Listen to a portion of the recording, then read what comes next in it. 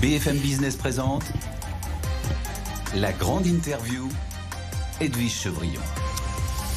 Bonsoir à tous, bienvenue dans cette grande interview. Dans un instant, mon invité sera Enrico Letta, l'ancien président du Conseil italien. Il est président de l'Institut Jacques Delors. Il sera en direct avec nous de Madrid. On parlera évidemment de ce sommet crucial pour l'Ukraine à Bruxelles, avec une série de décisions qui tombent un peu en rafale. Est-ce que ça sera suffisant ou pas?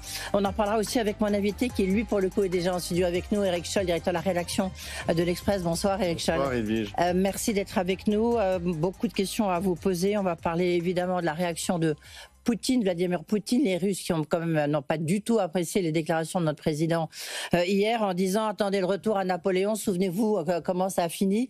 Mais en même temps, vous avez la Chine aussi qui s'y met avec un tweet aussi un peu vengeur de l'ambassade de Chine qui dit attention, si les États-Unis veulent la guerre tarifaire, la guerre commerciale, la guerre tout court, eh ben on ira jusqu'au bout.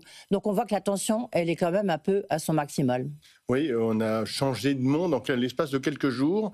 Et ce que personne n'avait peut-être vu ou imaginé, c'est la vitesse, l'accélération de ce qui est en train de se passer en Europe face, effectivement, d'une part, aux États-Unis, mais finalement au reste du monde. Les deux éléments moteurs qui ont fait basculer l'Europe, je dirais, c'est d'abord évidemment la discussion le 12 février dernier entre Vladimir Poutine et Trump. Et à ce moment-là, on a compris qu'on était en train de changer de monde. Parce que tout d'un coup, les alliances, finalement ces alliances qui existent depuis maintenant 1945, elles étaient en train de se fissurer. Et puis, le deuxième point important, après ça a été évidemment ce qui s'est passé il y a quelques jours, vendredi dernier, dans la Maison-Blanche, c'est-à-dire l'affront, le lynchage quasiment en direct, en mondiovision, de Zelensky, de Volodymyr Zelensky, le président ukrainien, à la fois par Donald Trump et son vice-président. Et là, on a compris que les États-Unis avaient réellement été en train de changer, en tout cas devenaient, et ça c'est vraiment le niveau le plus bas qu'on puisse dire, mais était devenu totalement imprévisible, voire était en train de changer d'alliance. Oui, ça c'est clair. On reviendra évidemment là-dessus. Juste, déjà, c'est la cover de l'Express. Vous pouvez, on la verra peut-être dans un instant. Vous pouvez peut-être le vertige d'un nouveau monde. On y est, on est en plein dedans. Qu'est-ce que vous attendez, vous, Eric Scholl, de ce sommet qui est en train de se dérouler en ce moment même, parce qu'il y a un dîner, une conférence de presse après, évidemment, le dîner de Emmanuel Macron?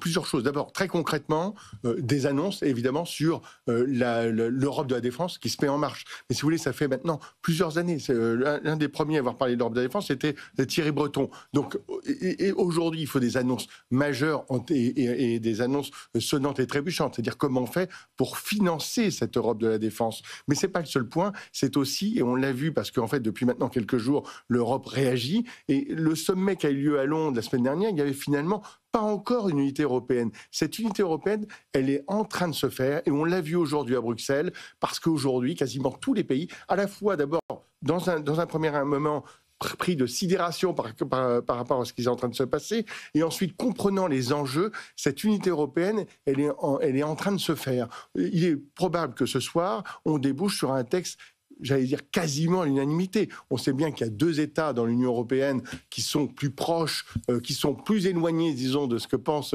la plupart des autres pays. Je pense à la Slovaquie et la Slovaquie serait a priori revenue dans le débat. La Slovaquie est en train de revenir dans le débat. Et même Orban, si vous voulez, il y a des différences sur ce qu'on appelle le plan de paix de l'Ukraine. Là-dessus, les deux pays sont différents. Mais quand il s'agit de réarmer l'Europe, y compris Viktor Orban, ces pays-là comprennent qu'il est urgent d'enclencher le plan de réarmement de la défense. Et c'est très important de l'Union européenne. C'est très, très important parce que, d'une part, c'est quand même à la fois du budget, et on le sait bien, c'est trouver l'argent, et c'est surtout coopérer, voir comment on construit cette Europe de la défense. On va évidemment revenir là-dessus. En plus, avec le vol réussi, il faut quand même le saluer, d'Ariane 6, qui a envoyé un satellite militaire, et donc il pourra, d'ici quelques jours, fournir des images, parce qu'on sait qu'en plus, le renseignement américain... Oui, il y a beaucoup de choses grâce à ce satellite. Juste un point quand même.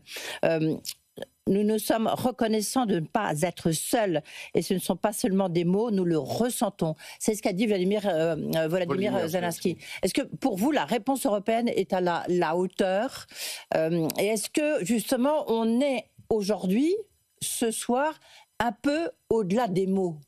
Je crois réellement qu'il s'est passé quelque chose en moins d'une semaine. C'est-à-dire qu'on est en train d'assister. On a eu, vous vous rappelez de la crise sanitaire, évidemment, le moment où, l'Union européenne avait su se mobiliser autour de la crise sanitaire. Ça avait pris du temps, et puis il y a eu cette conscience. Là, on est sur autre chose. C'est même plus une crise sanitaire. C'est une crise majeure. C'est une des plus grandes crises géopolitiques qu'on ait jamais connues depuis 1945. C'est l'esprit de l'Europe qui est en jeu. Et à ce moment-là, précisément, il y a eu à la fois une peur, et je pense que cette peur, elle touche les opinions publiques, elle touche aussi les dirigeants, et effectivement, après le moment de sidération, on est dans l'idée, on a su réaliser des choses pendant le Covid, on a su finalement dépasser les cadres établis, etc. Quand je pense aux cadres établis, c'est notamment les cadres budgétaires. Et maintenant, on est capable de construire quelque chose. C'est réellement ce qui est en train de se passer en ce moment, aujourd'hui même d'ailleurs à Bruxelles. C'est pour ça que ce sommet, il dépasse tout ce qu'on a vu pendant les 3 dernières semaines. Alors, il faut rendre quand même dessus, il faut dire que le président français a joué un rôle assez majeur. Autant il a été éteint en quelque sorte dans l'opinion publique française. Là, il a retrouvé sa place de président. Oui, et effectivement, pourquoi ? Parce que si on suit son discours, ça fait 2 ans, 3 ans qu'il est sur cette idée d'autonomie, d'indépendance. On a quand même le ministre des Affaires étrangères hollandais qui a dit « nous sommes tous gaullistes ». Oui, ça c'est sûr. Il y a plein de références historiques, hein, c'est intéressant. Et puis il y a un petit jeu, un petit peu de cavalier là. Vous avez notre jeu d'enfance entre Keir Starmer, le Premier ministre britannique, et Emmanuel Macron. On sent que quand même il y a une question de leadership qui est un peu sur la table. Bonsoir, ça y est, nous avons retrouvé Enrico Letta. Bonsoir Enrico Letta, merci d'être avec nous. Vous n'êtes pas là parce que vous êtes à Madrid, où vous exercez de nouvelles fonctions, mais vous suivez évidemment heure par minute par minute ce sommet européen. Bon, on ne connaît pas tout ce soir, mais il y a quand même, comme je le disais à l'instant avec Eric Scholl, il y a énormément de déclarations. Il y a même la Norvège qui a dit qu'elle était prête à mettre plus de 4 milliards sur la table pour aider les Ukrainiens. Il y a les Allemands qui disent jamais on va laisser l'Ukraine. Enfin, on voit qu'il y a une sorte de solidarité européenne qui est en train de se construire. C'est mon sentiment. Est-ce que c'est votre sentiment ? Oui, c'est mon sentiment aussi. Franchement, Trump a joué le rôle du fédérateur. J'ai jamais vu l'Europe autant unie qu'après ce que Trump est en train de faire. Il a même uni l'Europe avec le Royaume-Uni, après 8 ans de conflits incroyables après le Brexit. Donc, en vérité, oui, nous sommes en train de vivre un moment de grande solidarité européenne. Je pense qu'il faut que tout ça ait des conséquences stables et structurelles. Donc, que ce ne soit pas seulement un effet de communication aujourd'hui, mais que ce soit quelque chose qui dure dans le temps. Et j'ajoute que ce ne soit pas seulement sur la défense. Parce que c'est bien que ce soit sur la défense, mais en vérité, les raisons d'intégration de l'Europe sont aussi des raisons économiques. Et la sécurité n'est pas seulement une question d'armes. La sécurité est aussi l'indépendance énergétique, la force d'un marché financier unique européen, la connectivité, donc la résilience de notre système. Donc ce n'est pas seulement la question des armes, c'est aussi une question d'intégration et de force du marché unique européen. Oui, j'ai envie de dire simplement, là il y a une petite urgence, hein, si vous voulez, c'est que c'est une question d'heure, il faut pallier à la désaffection des Américains. On voit bien que les avions ont arrêté d'atterrir, avec les avions pleins d'armes, ont arrêté d'atterrir en Ukraine. Il y a, les wagons restent stockés, et on n'a pas le droit de décharger. Ils ont arrêté aussi les renseignements militaires. Donc il faut quand même d'abord essayer en attendant une paix. Enfin, je ne sais pas du reste, comment est-ce que vous voyez ? Est-ce qu'il faut une trêve tout de suite ? C'est quoi votre position, Enrico Letta ? Bon, écoutez, je n'ai pas les éléments sur le terrain pour comprendre quelle est la meilleure des trêves possibles. On espère tous que le conflit cesse et le plus rapidement que possible. On espère tous qu'il y ait des négociations qui commencent. Moi, je le dis très franchement, j'espère que cette négociation aboutisse à quelque chose de positif rapidement. Parce que j'ai des doutes, je le dis très franchement, sur le fait que les pays européens, sans les États-Unis, soient en condition d'être, comme disent les Américains, boots on the ground. C'est quelque chose sur lequel je ne voudrais pas voir un test sur la capacité de nos opinions publiques. Donc moi j'espère franchement que tout ça soit préalable à une phase de négociation et de trêve et d'accord de paix. Une position peut-être, même si vous êtes à Madrid et que vous habitez quasiment la France, mais quelle est la position en fait exacte de l'Italie et de Giorgia Meloni? On a un petit peu de mal à suivre. Elle est de quel côté? Bon, écoutez, vous devez lui demander. Mais Oui. aujourd'hui, je crois que l'Italie va être totalement en ligne avec les décisions qui vont être prises. Mais il est évident que si l'Italie doit choisir entre l'Europe et les États-Unis, un pays comme l'Italie, qui a une dette de 135%, ne peut que choisir l'Europe. Ouais. C'est une question de survie. Mais le fait qu'il y ait une situation d'alternative nette entre l'Europe et les États-Unis est quelque chose qu'il faut voir comment les choses vont évoluer. Aujourd'hui, sur la crise ukrainienne, évidemment, il y a un fossé. Mais on va voir ce que Trump va faire. Trump est assez imprédictible. Oui, ça je crois qu'on peut le dire. Est-ce que je vais vous citer l'ambassadeur ukrainien au Royaume-Uni qui a dit « Les États-Unis détruisent l'ordre mondial ». Alors, c'est un petit peu la une de l'Express, hein, puisque vous savez, j'ai Eric Scholl, directeur de la rédaction de l'Express, qui est avec moi, vers un nouveau monde, nouvel ordre mondial. Quelle est votre analyse, vous? Où est-ce que vous vous situez, là, encore une fois, Enrico Letta? Je pense que l'Express a fait une très bonne synthèse et c'est une synthèse que je partage. On est en train d'entrer dans un nouveau système. On n'a aucune idée de comment ce nouveau système va marcher. Ce qui est clair, je pense à nous tous, est que ce nouveau système est un système dans lequel les pays européens sont tous petits, s'ils sont tous seuls. Ou bien nous sommes ensemble, avec aussi les Britanniques, les Norvégiens, ou bien nous aurons des difficultés à peser dans le monde de demain. Donc, il est clair que ça, c'est le point essentiel, mais je pense aussi il y a une valeur fondamentale que l'Europe doit protéger. Cette valeur, c'est le fait que les frontières, on ne les change pas comme on faisait avant 1945, c'est-à-dire avec les chars et avec le sang des soldats et des civils.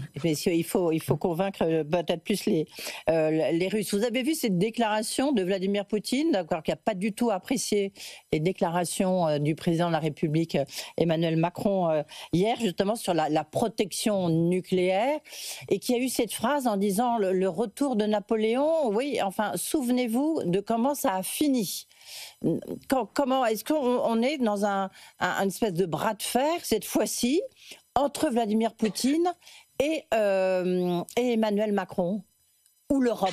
Je pense que les phrases de Poutine sont des phrases très graves. La phrase l'attaque personnelle à Macron est grave, et la phrase aussi dans laquelle Poutine dit nous devons reprendre ce qui est à nous. Là, je trouve que c'est quelque chose d'incroyable. C'est-à-dire, on entre dans un... C'est un peu le modèle... Et là c'est le problème dans lequel la connexion avec Trump est inquiétante. Parce que, en fait, quand Trump, 2 jours avant, dit le Groenland, d'une façon ou l'autre, ça va être à nous, on entre dans un système qu'on avait mis d'à côté, grâce au multilatéralisme, grâce à l'Union européenne, et nous devons lutter pour défendre ce modèle, ce mécanisme. Mais est-ce qu'on a les moyens? Oui. Est-ce que nous, les Européens, on a les moyens, sans fanfaronner? On doit se les donner les moyens, parce qu'on les a, on est les pays les plus riches du monde. Donc oui, il faut se les donner. On peut se les donner seulement si on comprend que tout seul, on va aller nulle part. Donc, il faut se mettre ensemble, mais aussi dans les autres domaines. Parce qu'on parle de défense aujourd'hui, mais vous savez qu'on a 27 marchés financiers fragmentés. Mais ça, c'est le rapport Enrico Letta qui est sur toutes les tables, évidemment. Mais bien sûr, vous avez raison. Mais ça a des conséquences, parce que avec 27 marchés financiers, on n'a pas l'argent pour faire les investissements privés, que dans beaucoup de domaines sont aussi importants que les investissements publics pour la résilience de nos économies et de notre compétitivité. Donc, moi, j'espère, comme je disais au tout début, que cette intégration de la défense va être la première et on va continuer sur le reste. Est-ce que vous croyez que, non, vous avez complètement raison, excusez-moi, on est un peu dans l'urgence là, la protection nucléaire française élargie comme une sorte de parapluie nucléaire européen, vous y êtes favorable ? Évidemment, oui. Je pense que le pas qu'il faut faire maintenant est le pas de faire en sorte que cette nouvelle entente franco-britannique soit évidemment le parapluie pour toute cette dimension pan-européenne. Moi, je pense qu'il faut vraiment saisir l'occasion et construire tous ensemble un nouveau système de protection européenne avec les Britanniques aussi à bord. Je pense que c'est la grande occasion de le faire. On a vu le plan justement de Ursula von der Leyen pour les 800 milliards mis sur la table, enfin entre guillemets 800 milliards évidemment, pour financer cette défense européenne, 150 en prêt, 650 payés en fait par les États. Alors après justement la question c'est comment vous financez ça. C'est ce que vous auriez fait vous, Enrico Letta ?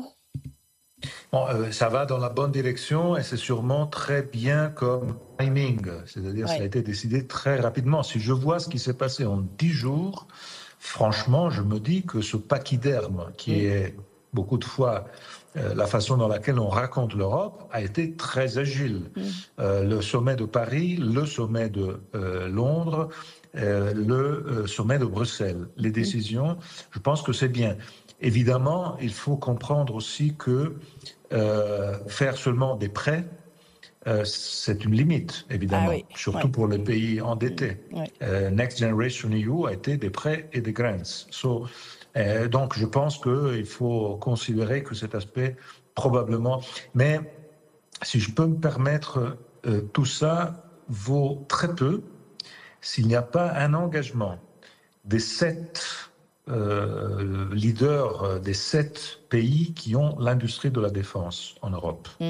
Et ces 7 doivent se mettre dans une pièce, ils doivent s'enfermer dans cette pièce sans la clé, ils doivent sortir de cette pièce en ayant fait les accords sur comment faire en sorte que leurs entreprises de défense travaillent ensemble et non pas avec les pays non européens. Ça, c'est la question clé. Bien sûr, c'est la question clé. La seule chose, vous savez quel est le pourcentage d'industrie de l'armement achetée, je veux dire, à l'étranger par les pays européens, surtout aux États-Unis, c'est 45%. Donc, je veux dire, c'est colossal. On voit les Polonais, les Allemands avec le F-35, mais pas que. Donc là, en vérité, c'est plus que ça, mais c'est dû au fait que l'industrie de la défense est fragmentée. Et donc, chacun fait la sienne, et on n'a pas la capacité d'avoir l'échelle, cette dimension d'échelle qui est nécessaire. Donc, il faut qu'ils se mettent ensemble et que les grandes industries de défense, ou bien fassent des mergers, ou bien elles travaillent ensemble sur des projets communs entre eux. Et ça, c'est une décision politique.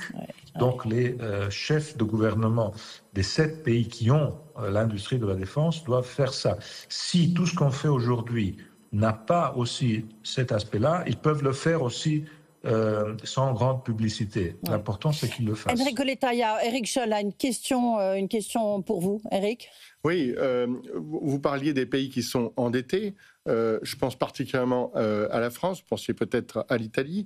Enrico Letta, comment peut-on aller plus loin pour financer l'effort de guerre, finalement, et aller au-delà, bien au-delà. Alors, vous savez très bien que la France est maintenant entre 5 et 6%, 6% l'an dernier de déficit. Est-ce qu'on peut creuser encore plus ce déficit au nom d'efforts de guerre ?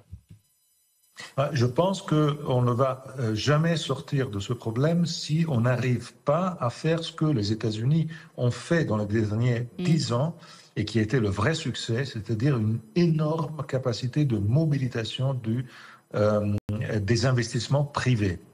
C'est ce que nous ne sommes pas en condition de faire parce que nous n'avons pas de marché financier européen.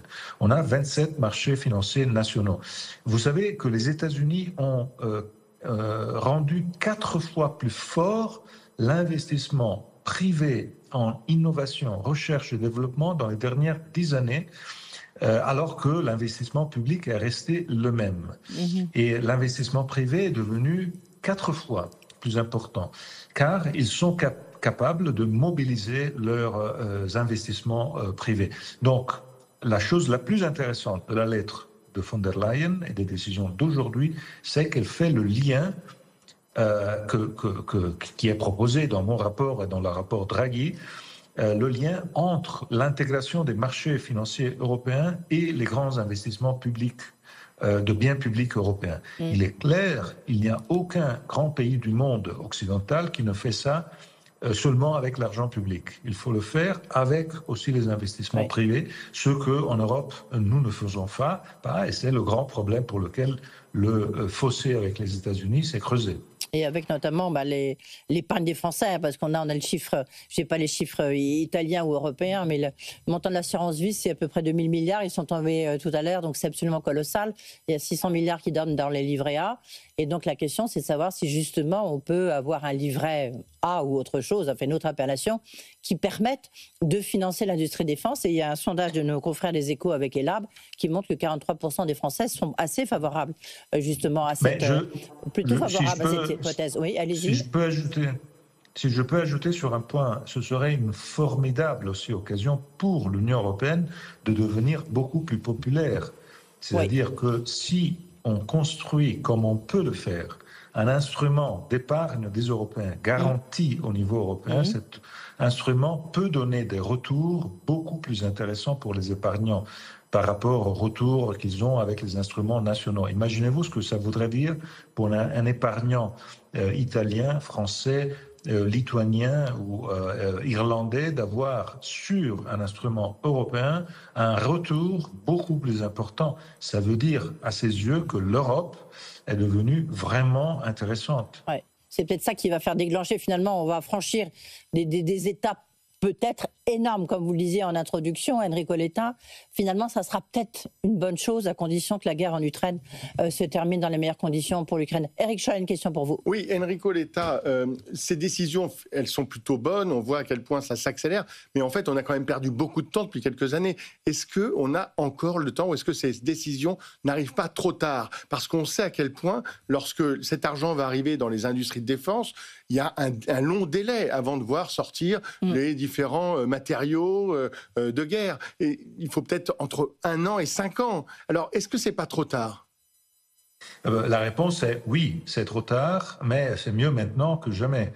Donc c'est pour ça aussi qu'au début je disais, il faut aussi considérer qu'il faut arriver à une paix le plus rapidement que possible, ou à une trêve, parce que je ne pense pas qu'avec un désengagement total des États-Unis, ça va être une promenade de santé. Ouais. Donc il faut trouver la façon pour laquelle ces décisions sur la défense qu'on va prendre soient des décisions qui soient aussi accompagnées par ce que, en fait, Zelensky aussi souhaite. Parce que la lettre que Zelensky a envoyée à Trump est une lettre qui est très claire. Ouais.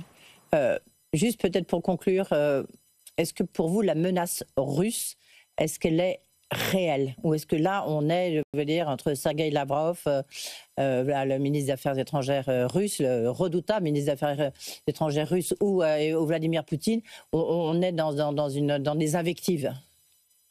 Bon, je pense que la menace est réelle. Évidemment, c'est une menace quand il parle « ce qui est à nous ».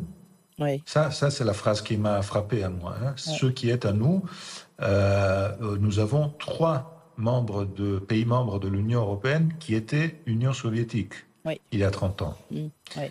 Donc, moi, ça m'a fait venir le frisson, évidemment, parce que là, c'est le point essentiel.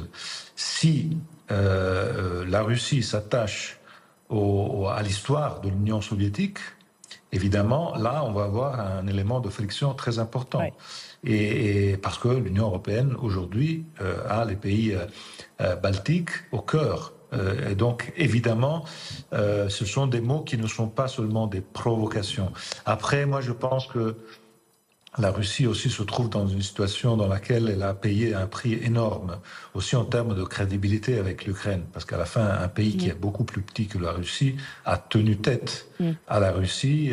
Les chars ukrainiens et russes ont tenté d'entrer à Kiev. Ils ne sont pas entrés à Kiev parce que la résistance ukrainienne était une résistance exceptionnelle. Donc, en fait, je pense que les Russes aussi ont intérêt à terminer cette guerre, en plus, pour une raison très simple.